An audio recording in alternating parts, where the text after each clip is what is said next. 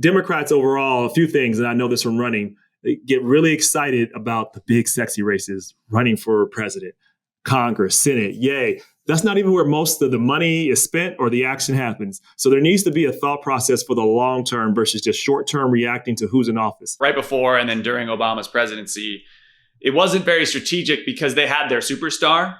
They could just, throw Obama in a room and raise $1 million, and that it was like kind of structured around the celebrity of politics. And it brushed over a lot of thing like the blocking and tackling that needed to be done, which is these city council races, the court seating, the court appointments. We can't always hope for, an Obama, somebody that walks on water politically, or we have the devil in office. Like those, that we seem to be at our best when that happens, but we need to be able to win the close and the boring and the regular races too.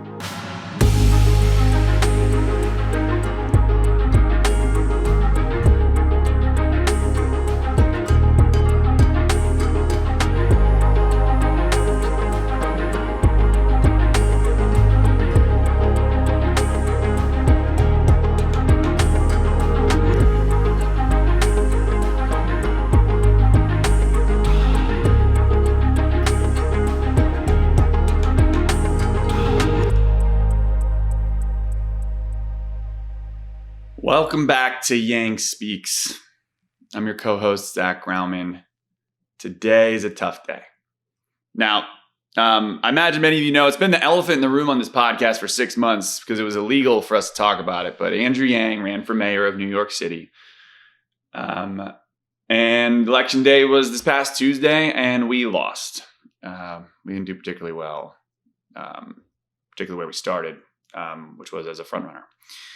And it stings. It sucks. We will do postmortems and Monday morning quarterback this whole thing many times. We'll get Yang back on here to talk about it. But right now I think he frankly needs a vacation and some sleep. But I want to say this because a lot of you have been listening to this podcast. I'm sure you've known about the mayor's race and have supported and contributed. Many of you volunteered and came out to New York and knocked on doors. And I just want to say, y'all are not the reason we lost. We didn't lose because we didn't knock enough doors. We didn't lose because of that article or that tweet or that moment. Elections are big picture things, y'all. They're not small picture things. The reason we lost this race is because when we entered, we thought this race, and it was all about COVID recovery. Reopening the economy. It was cold. It was dark outside. We had no vaccine. Businesses were closed. And cash relief, our bread and butter, what Andrew used to stand for, what Humanity Forward has stood for, was number one. And then over the course of the race, the economy opened up. The vaccine got out, got delivered, distributed. Our schools reopened. The weather warmed up. And then crime went up. And it became a crime race. And when there's a crime epidemic and you're running as an outsider with no formal government experience, your lane gets pretty thin pretty quickly. And I think at times maybe lost our way trying to find it, but the reality was it was a tougher race for Andrew in particular when that's the dynamic. And that sucks. But I want to say, and I think it's important to say, we ran for president and for mayor because we wanted to rewrite the rules. We wanted to legitimize this movement and make an economy and society that values people. And we've only been at it a couple of years, and we've made tremendous strides, and we're not going anywhere. Like, this is just a hiccup, frankly. And it stings, and it's a big deal. I'm not trying to belittle it, but our best days are ahead of us. This movement, Andrew Yang, is not going anywhere. I think you all know that. But from the bottom of my heart, for those of you that did help, thank you. Don't blame yourself or don't blame others or don't look back and try to Monday morning quarterback this thing. It's a big picture situation. And I don't know about y'all. I'm a religious guy, and this is God's plan. Sometimes you just got to stop trying to control everything and believe in the higher power and believe you're doing what feels right in your gut. So a day of reflection for us. I'm recording this the day after the elections. That's never a fun day if you didn't win that race. But they still don't have the final results, so they'll be calculating those. But so we'll know a little more as we go. But anyway, guys, I love you. We're going to go back to regular programming, and it's regular as if it's not good. It's awesome. I've got a conversation here today on the future of purple states with a guy named Rob Richardson, who is, I mean, what hasn't this guy done? He's the founder of Disrupt Art and Disruption Now, but he's from Cincinnati. He's run for office multiple times. He has a radio show. He's doing some amazing things in that community. It's one of my favorite conversations we had, and helping me get my mind off the New York City mayor's race for a bit. So anyway, we'll be back to talk more politics. There's going to be a lot more new things coming down the pike for Yang Speaks. That's probably the silver lining here for you listeners, is that this podcast is going to get good again, or even better again. So get excited for that over the next coming weeks. But for now, Rob Richardson joins Yang Speaks right now.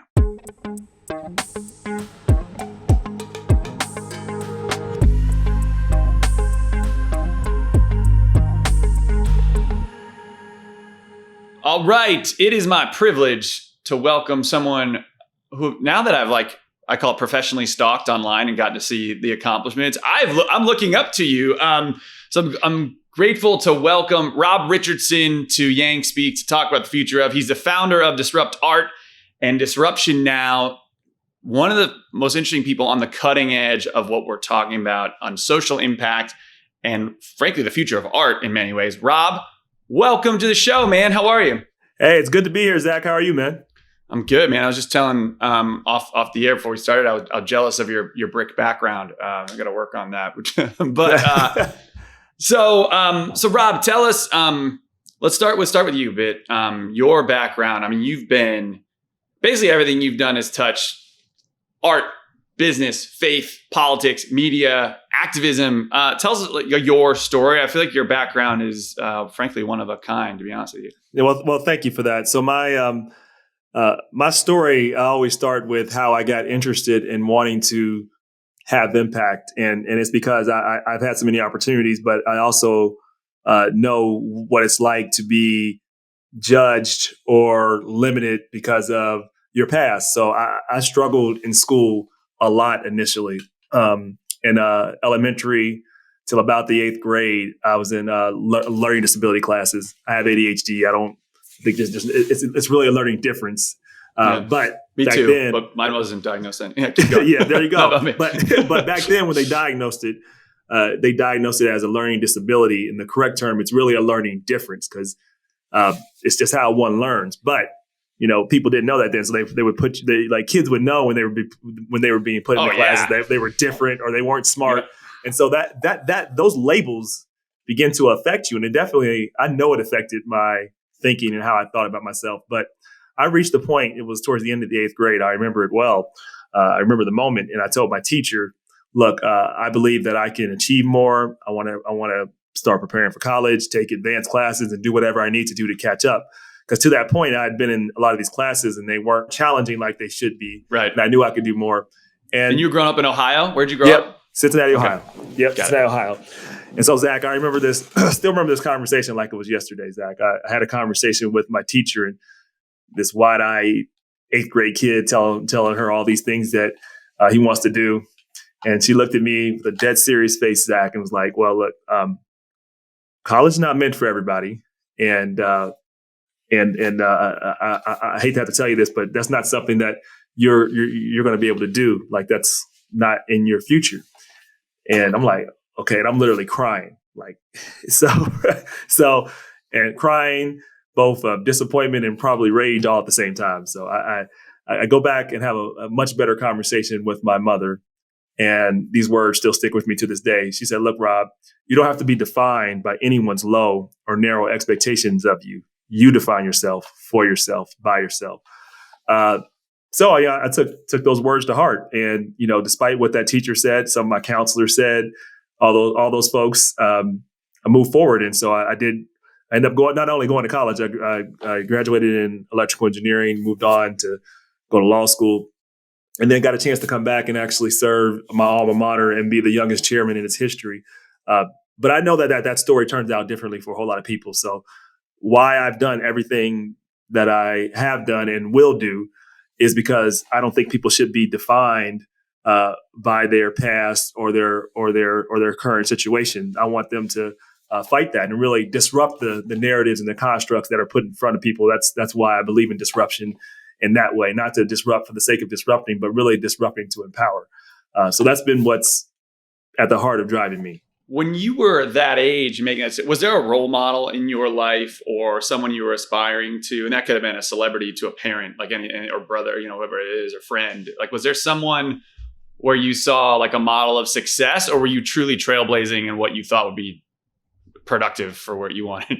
Well, I mean, I have my parents. I have good parents that were my mother was an entrepreneur who started her own business, learning from her father, who started his own business. He was actually pretty old. He was born in 1902. My grandfather, never got a chance to really know him well. He died when I was about 3, but he has lots of interesting stories. But one is that he was actually a chef for many people during the Great Depression, and so she really, and he had lots of kids. So my mother was a later stage kids he had, but she learned from him that entrepreneurial spirit and carried that and started a restaurant that didn't succeed for a lot of reasons, didn't have adequate capital, but she found her way back and went back to work, paid back every single bill, never even defaulted on the loan. And, that just spirit and that level of resistance and resilience inspired me. And then my dad is a union leader. And seeing him day in and day out, and really his experience of serving and fighting for others, and seeing that, I mean, both of those things inspired me. And I wanted to, the light bulb went off. I said, okay, I understand things need to get serious, and I need to start preparing for college. And I wanted to just be serious, and it clicked for me at that point. And I was behind. I will tell you, I was behind. But that experience of I had to catch up most of all of high school. But once I got to engineering, and I still wasn't where some of the other kids were because they had been preparing longer, but I had the grit. And so when they got their first D on something, they just had a mental breakdown, and they wanted to quit. Like, I'm like, hell, I mean, just, hey, figure it out. I've had to learn to adjust to working hard. So I think that I know that experience of having to go through that resistance made me a better student and ultimately likely a better leader and a better person.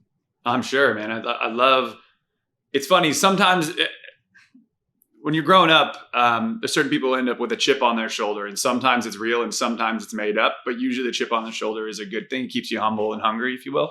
So you graduate, you get the dream of going to college, then a master's or a law degree. And then you're back at the university, you end up in politics. Where does this journey keep going? Really, in college, I think is where I got the second, the light bulb that really said, I really want to be in public service.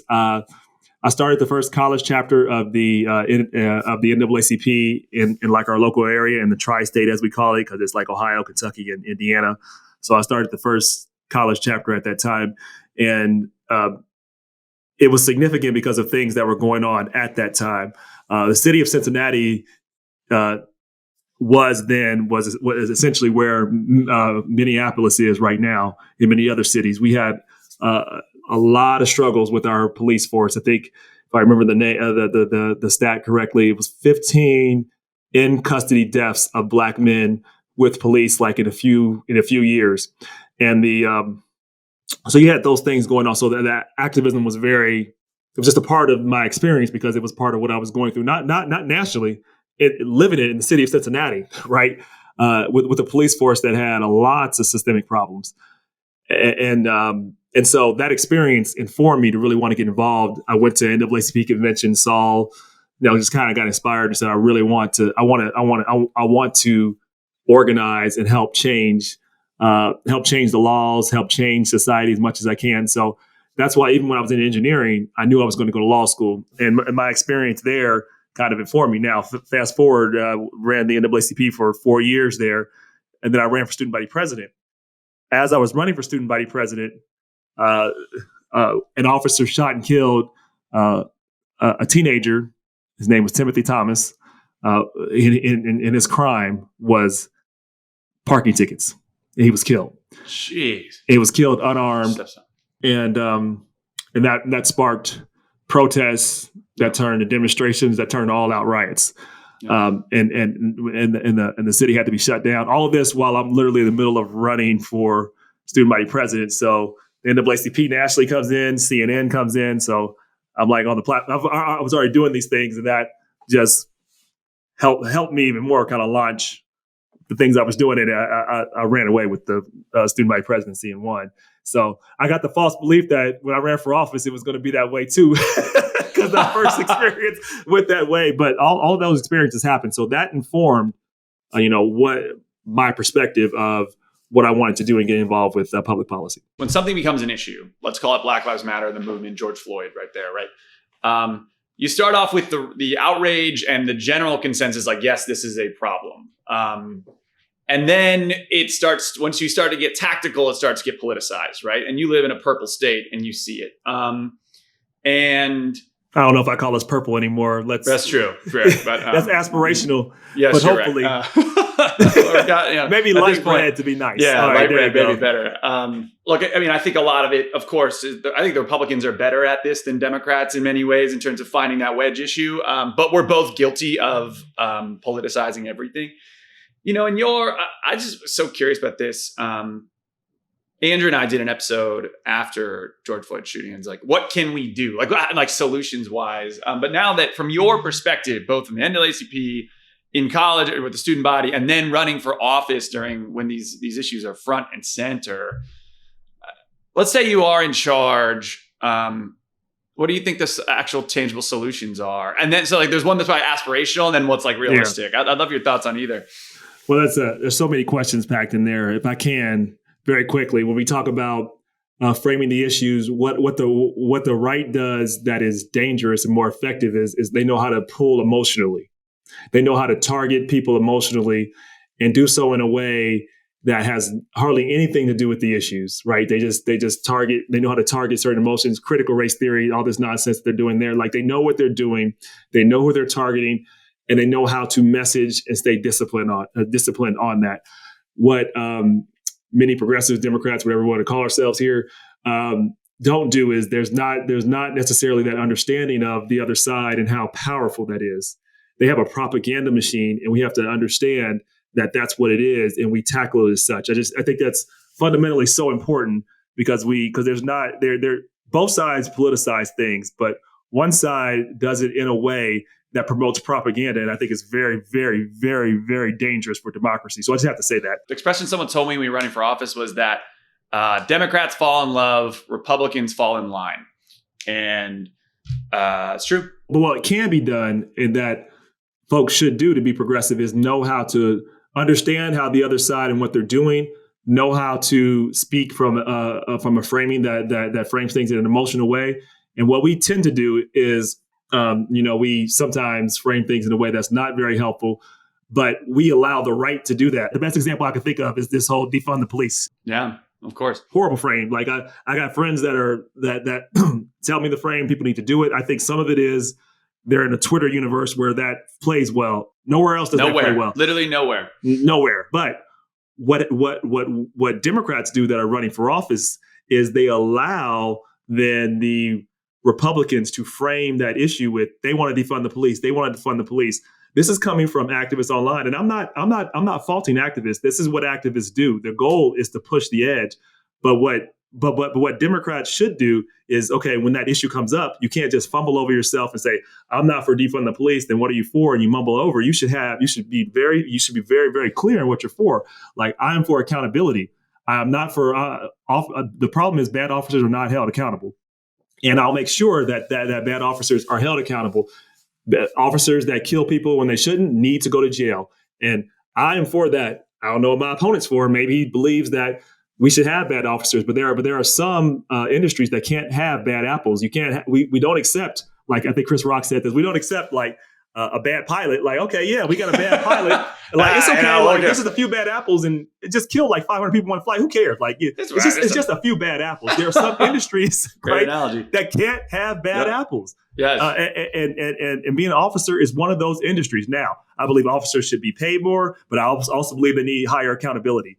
It doesn't mean we need more officers either, by the way. It doesn't mean we need to spend more money on getting more officers. It means we need to pay officers more, have better trained officers, have a better process of picking the officers that we choose. So let me get back to the question if I have solutions. Immunity, right? Qualified immunity, yeah. Or the cops can essentially that needs to be get gone. away with murder. Zero. Like there is no justification for that. I think one of the things, if that happens, if you can be held personally liable when you are reckless with someone's life, or the taxpayer shouldn't always have to be the ones picking up the bill when an officer makes a mistake, when an officer shouldn't be an officer, when you know these officers should not be here. So, I mean, that's one thing. Qualified immunity as from a federal level everywhere, there's no reason why that should be there. I'm a strong supporter of unions. I believe that the FOP can still have some rights to negotiate. It's gone too far, though. They have too much power. And it's gotten to the point where they're going to eventually lose power.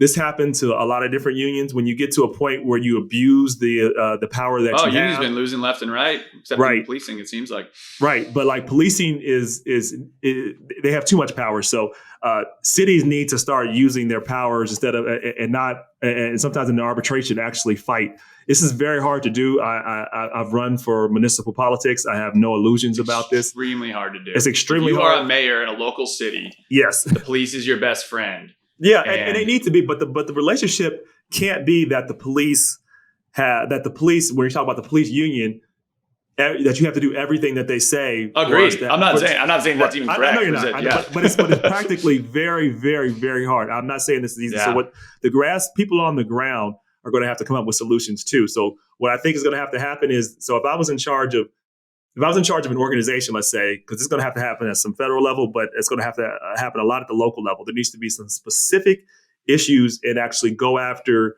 things at the local level. So there are a lot of cities that allow you to have, I don't know how New York works, but Cincinnati has charters, so you can make amendments within the city and how the structure of the government by presenting it. It's a direct form of government, and there's a lot of cities like that. So so I would do what. If you know what what is that organization that the Koch brothers started? Anyway, when it comes to me, they'll come. But what they did is they were really strategic. They started in cities and figure out what legislations do we need to pass that are in the interests of our constituents. So they have these crazy gun laws that, they figure out a way. Oh, let's bring a gun to a nursery. That's got to happen everywhere. Oh, stand your ground in the middle of the street. Everybody can be the Wild Wild West. So because this is what the NRA wants. But they have or we want to go after unions, so let's have laws passed in each one of these states. It's Americans for Prosperity and Cato Institute are kind of the big ones. Americans for Prosperity. So, and there's probably stuff they're doing we don't know about, but I agree with you. They do this fear play, and if you're not paying attention, like if you're just a casual, that's the thing. You and I and Andrew and anybody who's on Twitter with the blue checks and stuff, they're all hyper focused. But if you're a casual person, you're not paying attention. You're like, well, crime's up because I'm seeing all these stories on crime. And I'm seeing the people I thought I liked on the left, or the Democrats, are either saying defund the police or a version of it or stumbling over it. And you're scared. And that's not necessarily fair, that they should be scared, whether it's hyped up. But I think that's the reality that we as Democrats, or anyone that's actually trying to fix something, needs to grapple with. We need to have the Americans' prosperity approach to doing this on the other side. So let's get smart, because what Democrats overall, a few things, and I know this from running, they get really excited about the big sexy races, running for president, Congress, Senate. Yay. That's not even where most of the money is spent or the action happens. So there needs to be a thought process for the long term versus just short term reacting to who's in office. So an approach should be, what type of legislation do we need to pass at local levels to really have substantial changes, to have more accountability and more equity within our criminal justice system and within the police force? And so there are ways. Do we look at qualified immunity on local levels? Do we look at making sure that we rein in the power of the FOP if it's out of control in certain areas? How do we do that? And do we do it by state law and we press there and we create model legislation? That's what we should do, and then we get activists also on the ground to work with us and at least go on one accord in a page. Like, our goal is not to defund the police. Our goal is to have police accountability. Our goal is to make sure that the community can trust the police, because if they can't, nothing can happen. I mean, so we have to have the approach on not just everything being solved in the president's office, and not giving all of our money, all of our time, all of our focus there. There has to be some local focus, and I would choose some target cities and target areas to build from, have some actual success, because success breeds success, and then grow from there. I agree. So one of the things when we were running, I got to work with the DNC, and to their credit, they had new leadership when I got there, and they were starting a whole bunch of new things. But I guess what they were saying was that in the 2006, basically right before, and then during Obama's presidency, it wasn't very strategic, because they had their superstar. They could just, throw Obama in a room and raise $1 million, and that it was like kind of structured around the celebrity of politics. And it brushed over a lot of things like the blocking and tackling that needed to be done, which is these city council races, the court seating, the court appointments. So 100% agreed with you. So you just ran for Ohio treasurer, I think was the most recent one. Did you get caught in this where it's like, I'm running against someone on the right who's got a wedge issue, and I'm stuck here because I need the far left to turn out because they're going to have the excitement in this, but I also know this race is going to be won with moderate voters and casuals, right? Like, where did you get stuck on? Was there a wedge issue or something in your race that you saw? And it gets spun and all these things, right? What'd you see? So the answer is I got myself out of not being stuck, because I was going to be, but I didn't, because I'm a why person. So one of my favorite books is by Simon Sinek, Start With Why. Great book. Yeah, it is a great book. So everything I do when I talk about my mission and my vision, I lead with my why.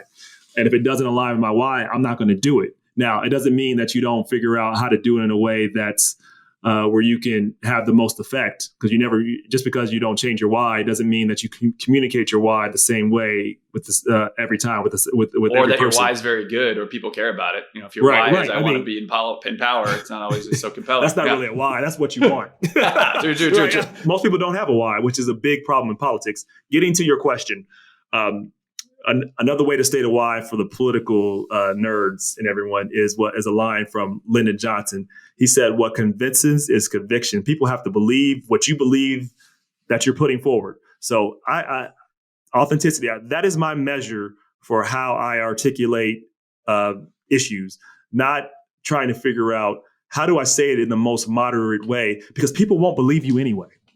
And right? And that's the problem Democrats have, trying to figure out how to say. And you notice people on the right never do that. So I actually disagree with the premise. Like, whether people say they're moderate, like, here's what you got to do. Some things you have to have a core conviction about. Some things, like everything in moderation, even moderation. Some things, right? Some things people have to know that this is what I am willing to fight for. So an issue that came up that was that, because people just don't believe you otherwise. And, and frankly, Republicans are better at being propaganda and playing lies. So Democrats should be, I'm not saying they choose every single issue and not here, but there's got to be some issues, something that you have to say, this is my non-negotiable, at least one or two. And so I had two, right? I had two. One was criminal justice, not surprising. I actually got endorsed by the FOP statewide. Wow. Yeah. But the one issue that came up was there was a statewide issue on criminal justice reform, and it made a lot of felonies for drug possession into misdemeanors and focused a lot more on treatment than locking folks up. It's one of my fundamental beliefs, right? Right. And the way it was spun, though, when it was spun a whole other way, that we're going to allow criminals and this and that. Oh, yeah. And the right can take that little inch and make it a mile, right? Very quickly. And they did. I supported it. Actually, the gubernatorial candidate, Richard Cordray, supported it at that time, too. And so, but many others did not, because they were scared of the polling. And my opponent tried to use it against me. And, I remember this. He called it out, my opponent wants to use the constitutional amendment. That's not what it's for. It shouldn't be done. I said, I agree. legislators should do that. You're in office. Why don't you change it? Oh, that's right. You don't want to. This is the problem. We have people that don't want to actually improve the issue. They just like to point out problems. Like, I will not be that type of leader. I want to solve. Like, that worked. If I got a chance to talk to people, I converted a lot of Republicans, got over 2 million votes. That's how Democrats they have to learn how to frame issues in a way that people understand. And then so when I talk about, and then I talked about going after pharmaceutical companies. I talked about that a lot in my pitch, and I was running for treasurer, and I just said I'm going to use the power of the treasurer to make sure that and I talked about some specific ways I was going to do that. And we have a problem with opioids like everyone else does, but it's really bad in Ohio. But framing issues in a way that people can understand what you're fighting for, because the Republicans may not agree with me or some on everything, but a lot of people had issues with opioids. A lot of people did not like the pharmaceutical companies. If I get them focused on that, they can understand where I'm coming from that perspective. And then I try where you can be moderate, you should be. Like, show people that you're reasonable in some ways. Like, everything doesn't have to be all the way to the edge on everything, but you do have to have some core convictions and beliefs, and you have to be willing to articulate it. I think one of the issues we ran across with this is that the governor, everyone paid attention to the governor's race. That's one. Two, Trump really turned out voters, and he got them to focus on an issue that had nothing to do with Ohio. What do you think the number one issue for the first time Republican voters in Ohio was in 2018? What do you think it was? I'm going to guess either we were still talking about building the wall, or we talking about Obamacare. Like, what was close? What was it? The item of that moment, if you remember, was the Central American invasion. Remember, people from Central America? Oh, what do they call it? He was caravan, right? Yeah, the caravan. I mean, people, they got them looking over here, and they're like, caravan. We're in Ohio. It's not going to come up here. That's what I'm saying. Like, have you looked around? Like, this is Ohio. But that became the central issue. And again, they know what they're doing. So Democrats have to be. And so when we have issues that really motivate the people that are in our base, we have to own some of them. Otherwise, we can't win. Like, it has to, like, we have to engage our base. We can't always hope for, an Obama, somebody that walks on water politically, or we have the devil in office. Like, those that we seem to be at our best when that happens, but we need to be able to win the close and the boring and the regular races too. You got to have, and Angie used to say, I'd go to parts of Ohio or Michigan, Wisconsin, and say I'm a Democrat, and they think it's a 4-letter word. I think they cringe, and it's and there's a whole bunch of reasons for it, not all fair, but the Republicans are excellent at finding wedge issues. And what does that mean is, like, every time Democrats make a mistake, and I mean any of them, from the Squad to Schumer and Pelosi, they find it, they cut it, they print it on Fox News, they crank it through right-wing media radio, and they put it everywhere until the left-wing press is covering a bit because it's fascinating. And it's not where most of the country stands. It's not where most Democrats stand most of the time. We have this, I'm curious thoughts. We have this, I think it's fundamentally ridiculous that we somehow now expect everyone to agree on everything. Name one human being where you agree with everything they do or say or believe. It's just not true. And it's a sign of some sort of mental maturity where you can say, well, I'm a little more conservative on this and a little more liberal on these. And these are my non-negotiables. And this, I'm not going to the mat over that.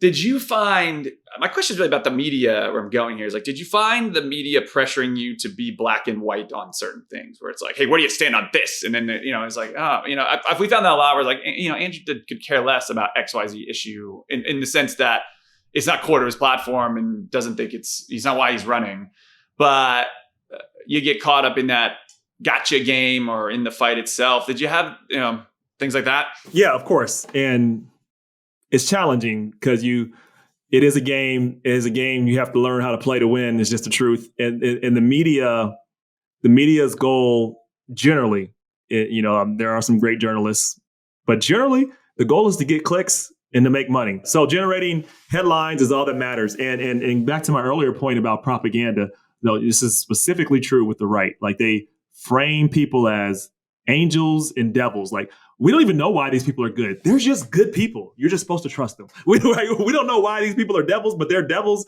and you just have to know that. And so, Fox News and many others, they have become you get better context and stories from Disney than you do from Fox, right? Fox makes up stories and propaganda, based upon nothing, right? And there's a lot of the right-wing media because they know how to trigger their people. The left we have our own issues too. You talk about cancel culture. That's some in the left online too. I really think the issue here is that social media has been started off great, but it's been weaponized now in a way that it's been weaponized in a way that people can believe their own alternate realities, and it is their realities.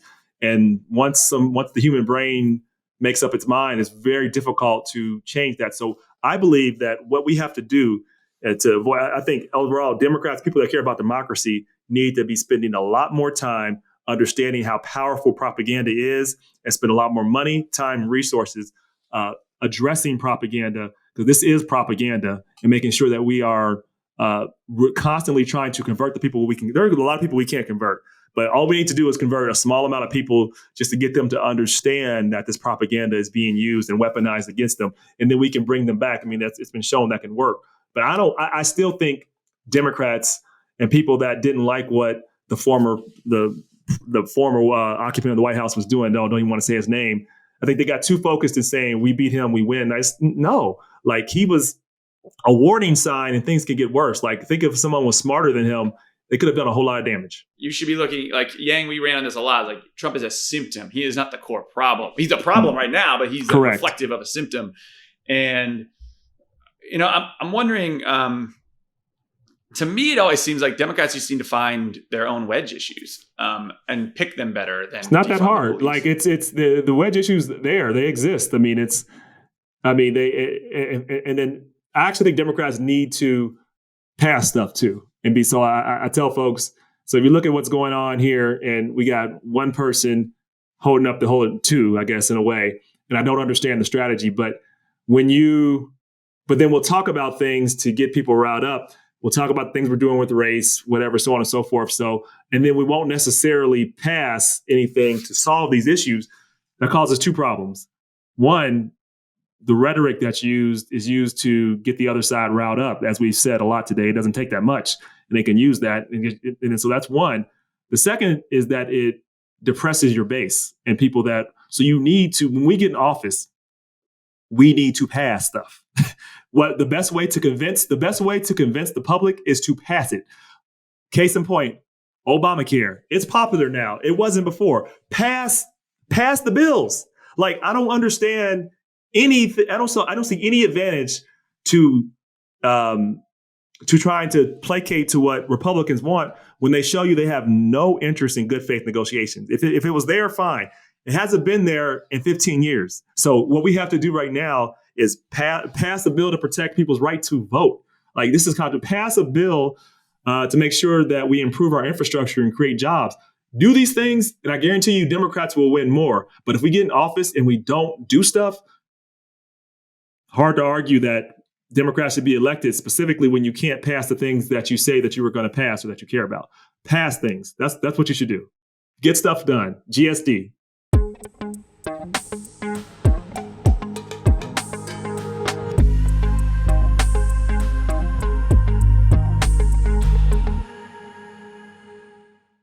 Okay, if you've been listening to this podcast, you've heard Andrew and myself talk about our Helix mattresses. And Helix has started a new company called Allform. They've left the bedroom and started making sofas, and they are incredibly comfortable. They look good, they're durable, they're easy to assemble. I freaking love this thing. So you go online, similar to Helix, you take it's not a quiz, if you will, but you kind of customize what you want. Pick the leg color, pick the sofa color, pick the shape, the size, and it gets shipped to you like your mattress, and it's so easy to assemble. I am terrible at assembling things, and it fit like a glove. It just snapped into place.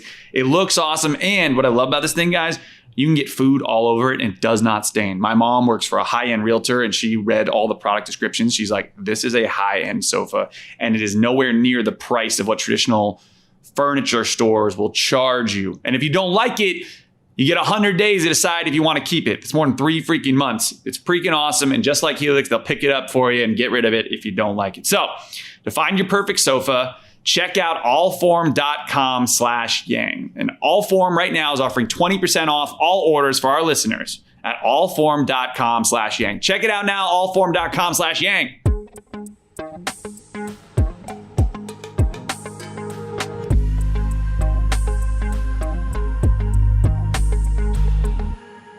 So I want to talk a little bit more about what you're doing, because I think a lot of these issues we're talking about, like the broken system, the broken politics, the broken media, I think a lot can be fixed with education. I know that sounds like a fun catch-all, but I think the root of most of our problems is look, you don't educate your populace, you don't give people access to good education. Things start to fritz, and it's tough to expect people to think logically when they're both poor and uneducated, right? And that's frustrating. Well, I'm gonna challenge that statement a little bit. I think that's kind of true, but I also think there's some. I mean, the data shows that people are generally irrational, right? It's our default. Oh yeah, you can be extremely educated. I found some very smart, educated people. People just get into their zones, into their and it shuts off, and they just shut down and shut off. So there's a lot of dumb, smart people. Yeah, there's a whole bunch of people, and I think so.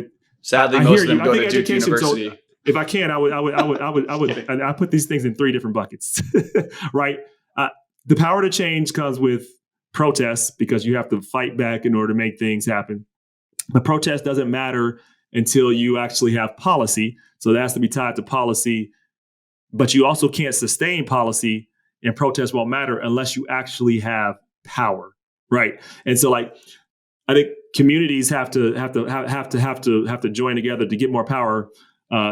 It comes with education, because you need education as a basis layer. So education has to be equitable, and there needs to be opportunities. And I can have a whole. So I agree with you that education is very important. I just have a different reason for it. I don't think people are necessarily convinced because they have education, or necessarily you make a good point. Just because we educate people doesn't mean they're going to be rational or not. No, get caught up I mean what happens is you're right. Right. I mean people tend to be the greatest indicator of someone voting for that last person in office who clearly was racist or at least using racist propaganda and doing things as divisive as possible, saying misogynistic things. So you pick your reasons for not liking him. There's a whole lot of reasons not to like him. But the single biggest indicator was people living in non-diverse communities. That was it. So it's harder to hate up close, right? So my gosh, yes. Right. So it's easy to believe stereotypes, but when you actually get to know people, it's a lot harder. So we have to figure out how do we get more opportunities to connect people? How do we connect rural communities and urban communities in a way that's meaningful? How do we expand access to infrastructure in terms of not only hopefully having high-speed rail that connects us in different ways, but also infrastructure for the 21st century, building out Wi-Fi and making sure that folks have the broadband support in all their communities. Like that, I think doing that thing and connecting people more, the more people can be isolated, you can give them all the education in the world. The more people are isolated and they're in their corners, the harder it is. I was working in Brooklyn at a lower income school, and a lot of the kids did not seem to have kind of to your point, the why they're in school. They're learning math, but why? What is this for? Just so I can get an A on a test for what? To go to college? That seems unattainable. I'm oversimplifying it, but that's very important. You're right. I mean, there's not a practical application. What does this matter in my life? So we started doing business competitions in these schools, or bringing the kids to the office.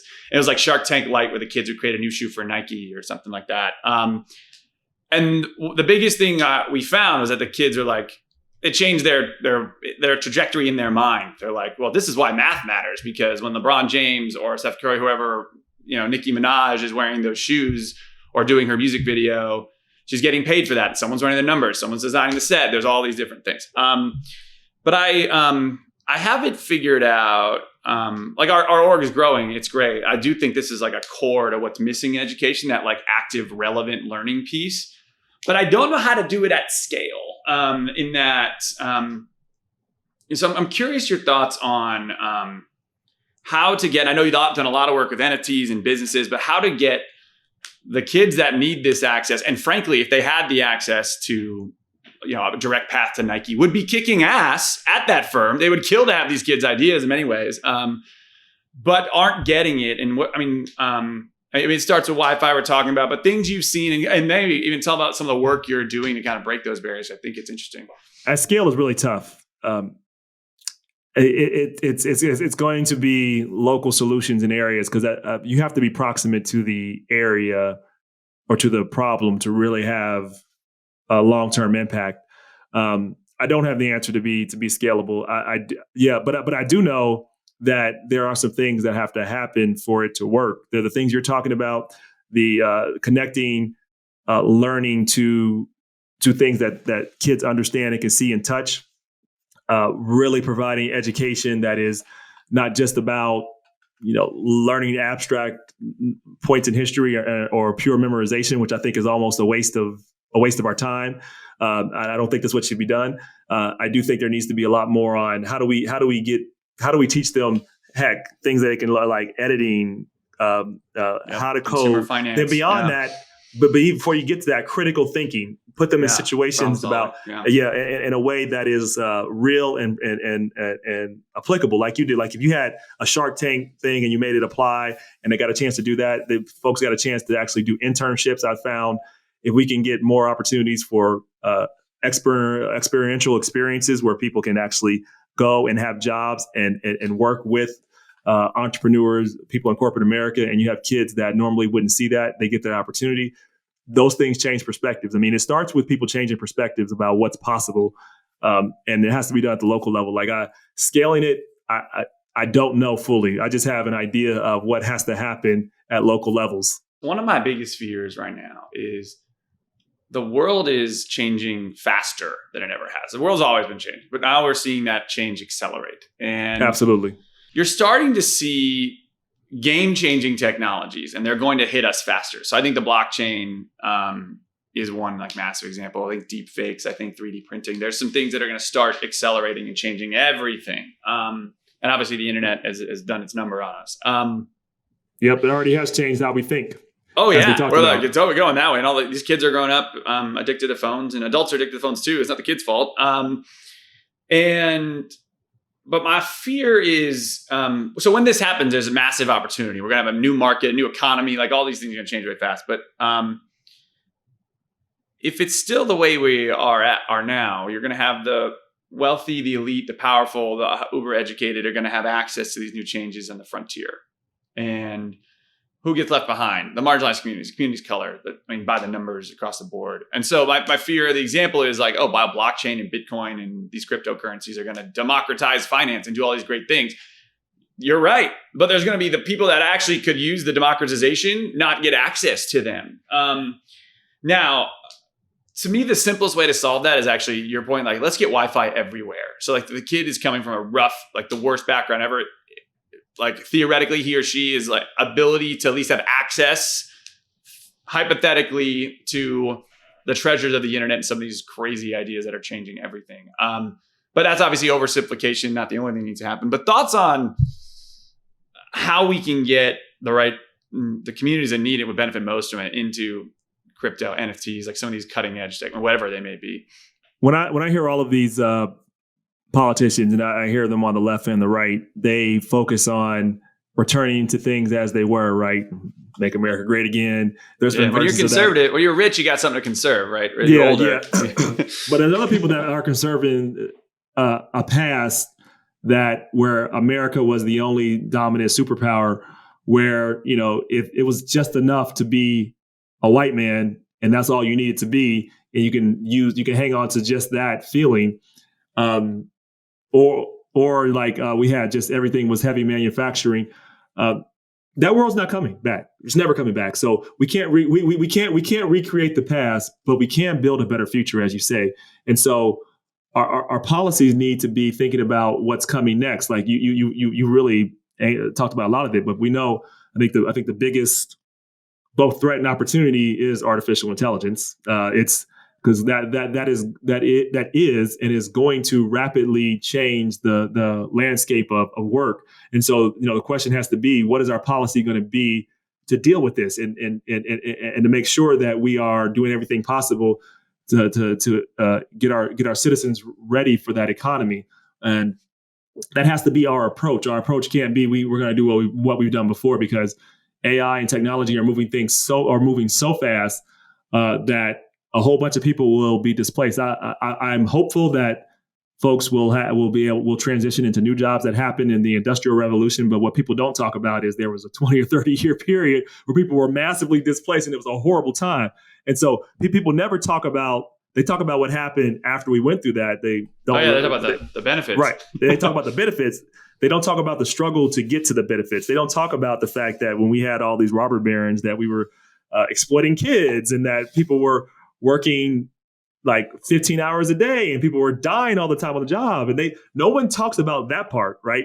But what we had to do to make it better is we obviously had unions. We had workers fight back. We had child labor laws. Labor Day became a holiday because of massive strikes. I think a dozen people died. Yeah, and we created an economy that began to address these concerns. It took us a long time to do it. We can't take that long with technology because it's going to move so much faster. And so we have to be more nimble. So it's not going to. So we have to have, and this is very difficult because often you have people in government that have no idea about technology, and so they're creating policies. They have no idea how to actually move it forward. And then you got a lot of technologists that some of them are very well-meaning. A lot of them just care about becoming very, very rich, right?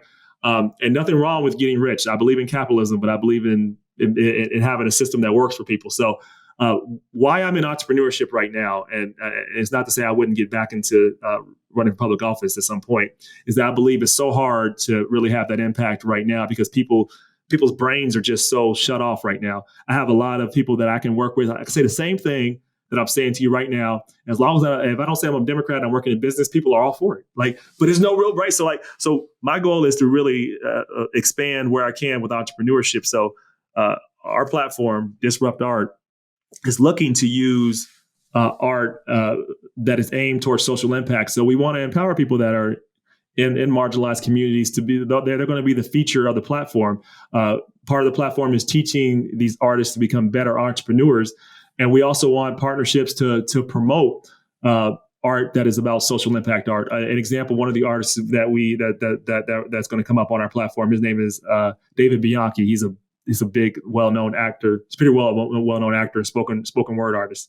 And he had an NFT about George Floyd and gave all the money to that. And I think he made like $20,000. I mean, there's a way to connect and empower the community. We want to use the platform to do that because the technology is not going anywhere. There are people that, I know you're not one of those people that say like, well, we just shouldn't do these things. I hear you, but artificial intelligence is coming. Blockchain is here. It's here. So the question is, how are we going to use it in a way that empowers people? So, I mean, my job, I think, is to use my platform and use the power to help and empower more people. That's what we are hoping distinguishes Disrupt Art. It's disruptart.io from other platforms. They're about just selling, but we want to actually create a platform that will have events and accelerators that are helping these artists, but also eventually entrepreneurs and others use the power of technology to help transform society.